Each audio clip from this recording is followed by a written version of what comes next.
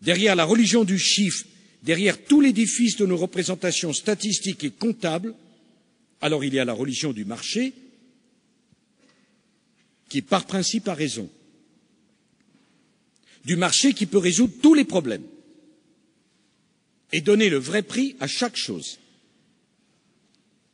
Mais si le marché a la bonne réponse à tout, et s'il ne se trompait jamais, alors pourquoi sommes-nous dans la situation où nous sommes? Il y a des marchés incomplets, il y a des marchés imparfaits. Le marché, par ailleurs, dans lequel je crois, n'est pas porteur de sens. Le marché dans lequel je crois n'est pas porteur de responsabilité. Le marché n'est pas porteur de projet. Le marché n'est pas porteur de vision. Et les marchés financiers, encore moins.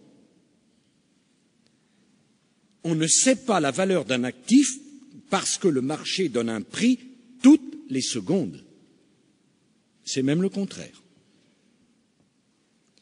Il faut que la loi de l'offre et de la demande puisse s'exprimer. Elle nous donne des indications précieuses. Mais on ne construit pas un projet de société, on ne construit pas un projet de civilisation uniquement à partir du marché. Un projet de civilisation, c'est une volonté collective, un effort collectif inscrit dans la durée, ce n'est pas que le fruit de la confrontation instantanée de l'offre et de la demande. Nous ne résoudrons pas le problème du réchauffement climatique simplement en laissant s'instaurer l'équilibre sur le marché du carbone. Pas plus que nous n'avons réussi à maîtriser les risques économiques et financiers en laissant s'instaurer l'équilibre de l'offre et de la demande sur les marchés des risques. Nous ne pouvons pas nous concentrer uniquement sur les données que nous fournit le marché.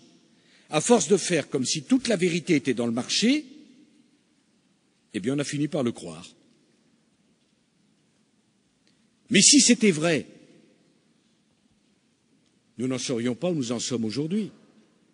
On fait dire au marché comme à la statistique ce qu'ils ne peuvent pas dire.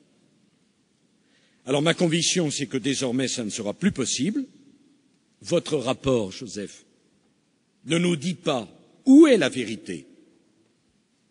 Vous nous dites comment la chercher. Votre rapport oblige chacun à prendre ses responsabilités, à raisonner autrement, à décider autrement. Ce rapport, c'est toute sa richesse, toute sa signification, ne remplace pas une pensée unique statistique par une autre, car il fait éclater l'idée même d'une pensée unique. Il nous sort de cet enfermement dramatique où il n'y avait plus rien à décider puisqu'il n'y avait qu'une seule façon de voir les choses.